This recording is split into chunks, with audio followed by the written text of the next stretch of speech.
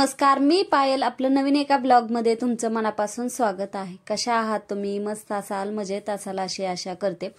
तर हा सोमवारचा दिवस आहे, श्रावणातील दुसरा श्रावणी सोमवार. आणि श्रावणी सोमवार म्हटलं की सकाळपासूनच पूजेची तयारी हे चालू होतं. तसं श्रावण महिना म्हटलं की दिवसभरच आपलं ज्यांना उपवास असतात तसं धार्मिक दृष्ट्या हा महिना आपल्यासाठी खूपच महत्त्वाचा असतो. पण त्यातले त्यात सोमवार म्हटलं की पूजा ते करायची असते. तर आता मी पूजेची आपली रोजची पूजा करून घेणार आहे. त्यानंतर महादेवाचा अभिषेक ही करून घेईल. आणि आज मी तुम्हाला बाहेरही जाणार आहे तुळशीबागेत, कारण आता गौरी गणपतीचा सण येणार आहे. त्यामुळं मग बाजारात तर खूप गर्दी असते, नंतर तर मग खूपच गर्दी होते. त्यामुळं मग आत्ताच थोडं लवकर गेलं ना तर मग बरं पडतं. आणि आता मी तुम्हाला दाखवते की मी जे लिक्विड दाखवलं होतं तुम्हाला याच्या अगोदर जो व्हिडिओ आला आहे त्याच्यामध्ये मी जे लिक्विड दाखवलं, आणि ते लिक्विड एका ताईंना 200 रुपयाला मिळालं.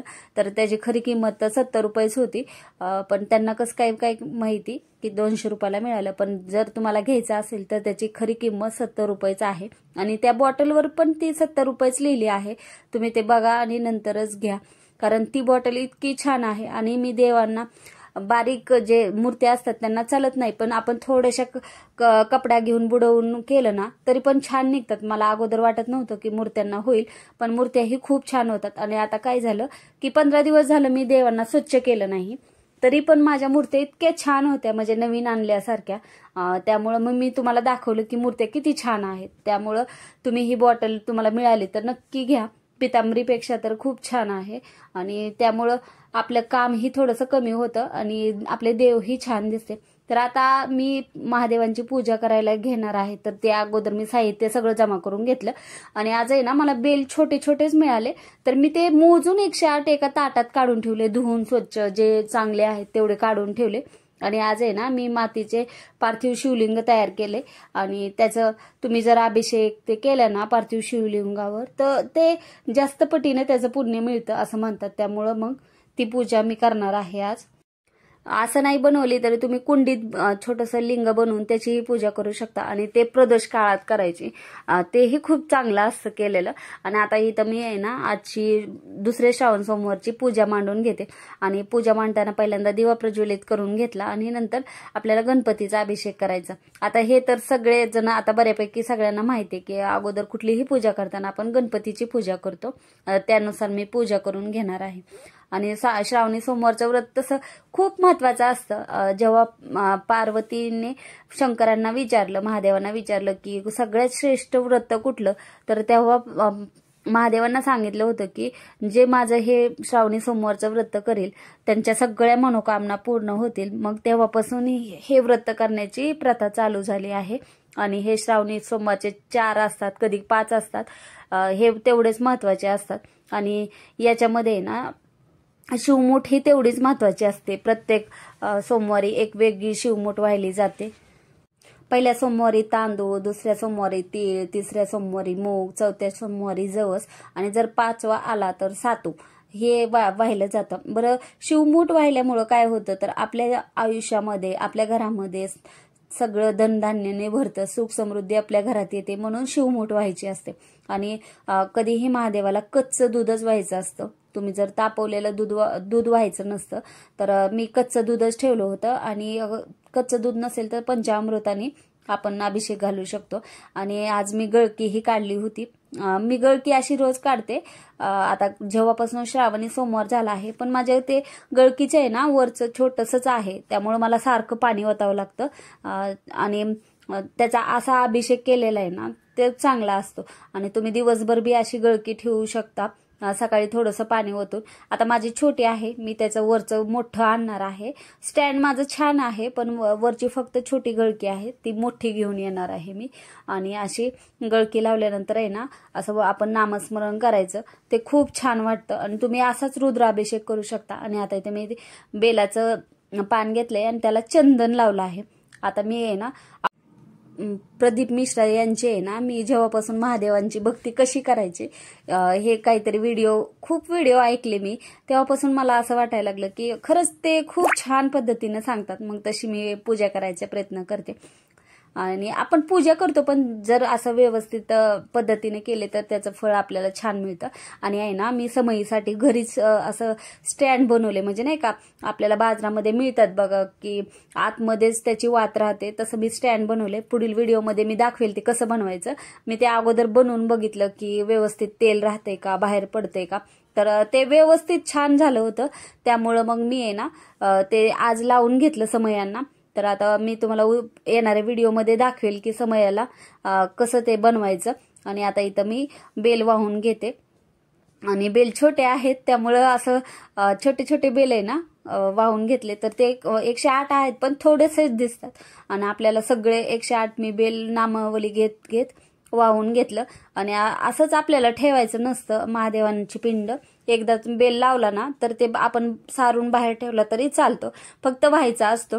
आणि आता इथं जे मातीचं शिवलिंग मी तयार केलंय ना, पार्थिव शिवलिंग, त्याची मी पूजा करून घेणार आहे. आणि त्याच्यावर आपल्याला पाण्याचा पंचामृत किंवा दूध असा अभिषेक करायचा. आणि बेल व्हायचं, फुल व्हायचं, वस्त्र असेल तर वस्त्र व्हायचं. आणि नैवेद्यासाठी आपण साखर तर आता ठेवणारच आहे. आणि साखर ठेवू शकता, नाही तर तुमच्या घरात काय बनवलं असेल तर ते ठेवायचं, पण भस्म याला व्हायचं. आणि बेलाला महत्व आहे, तर ते बेल हे आपल्याला व्हायचं असतं. आणि आपण बेल आहे ना आपल्याला मिळाला नाही ना तर आपण 5 बेलच नंतर 5 दिवस तो आपण धुवून तोच वापरू शकतो. कारण बेल 5 दिवस शिळा होत नाही, आणि तुळस 3 दिवस शिळी होत नाही. त्यामुळं आपण आहे ना ते 3 दिवस वाहू शकतो, आणि बेल हे 5 दिवस आपण धुवून वाहू शकतो. तुळस धुवून नाही वाहता येत, फक्त बेल आपण वाहून तेच यूज करू शकतो. नाहीतर आपल्याला नाही मिळाला तर कधी मंदिरात गेलं तर आपण घेऊन आलो तरी पण चालतं. आणि आता मी आरती करून घेणार आहे. तर आरती आता घरी तर सगळे गेले होते, ऋषभ शाळेला, सर शाळेत त्यांच्या. तर आम्ही दोघं, श्री मीच होतो, तर आम्ही दोघांनीच आरती आज करून घेतली. आणि आज श्री थोडासा आजारीच होता, त्यामुळं मग मला उशीर झाला सगळ्या गोष्टी करायला. कधी कधी लहान मुलं घरी असले ना कधी काय होतंय काय सांगता येत नाही त्यांना, त्यामुळं थोडंसं लक्ष द्यावं लागतं त्यांच्याकडेही. तर आता माझी पूजा करून झाली. आणि मुलं आजारी असले ना कशात एवढं मन लागत नाही, मग ते जरा चांगलं खेळायला लागले ना मग मी पूजा करून घेतली. नाहीतर तो झोपत होता तर मला काहीच करण्याची इच्छा होत नव्हती. तर आता माझी छान पूजा सकाळची करून झाली, तेही तुम्हाला दाखवते. आणि देवही दाखवते की किती छान दिसतात आज माझे देव. आणि ही तर पूजा करून घेतली ना. आज तिळाची शिवमूठ होती, तीही वाहून घेतली मी आज. आणि नंतर मग सरांना शाळेत जाण्यासाठी मी खिचडी बनवली होती. आणि आज मी जरा जास्तच खिचडी बनवली, कारण शाळेत देण्यासाठी आहे ना मला असं जास्त बनावं लागते. आणि ऋषभ ही त्याच्या स्कूलला त्याला चपाती भाजी खिचडी केल्यावर आवडत नाही, त्याला ही खिचडीच घेऊन जायची असते. श्रावणी सोमवारला तसं 2 टाइम मिठाचं खाल्ल्या जात नाही, पण उपवास करणाऱ्याला म्हणजे ज्याला जमतं ते 2 टाइम नाही खात. आता सरांना नाही जमत उपवास, त्यामुळे मग ते कसं तरी मी खिचडी खाऊन तरी उपवास करायला लावते, नाहीतर त्यांना एवढं उपवास करणं जमत नाही जसं मला जमतं.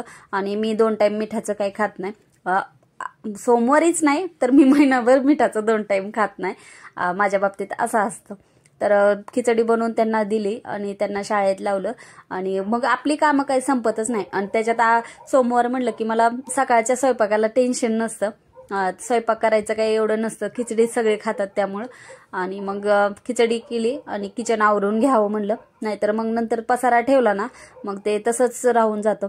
आणि मला कॉकरोचची खूप भीती वाटते, कारण लहान मुलं आहेत. भीती वाटणे म्हणजे अशी भीती वाटत नाही, ते कॉकरोच झाल्यानंतर ते सगळ्या आपल्या भांड्यावर ते फिरून जातात, त्यामुळं मग भीती वाटते. लहान मुलं आहेत मग नको वाटतं, ते कसं तर किळसवाणी वाटतं, त्यामुळं भीती वाटते फक्त. आणि आता मी थोडासा किराणा संपला होता, तोही सरांनी घेऊन आलता, तर तेही जिथल्या तिथं ठेवते.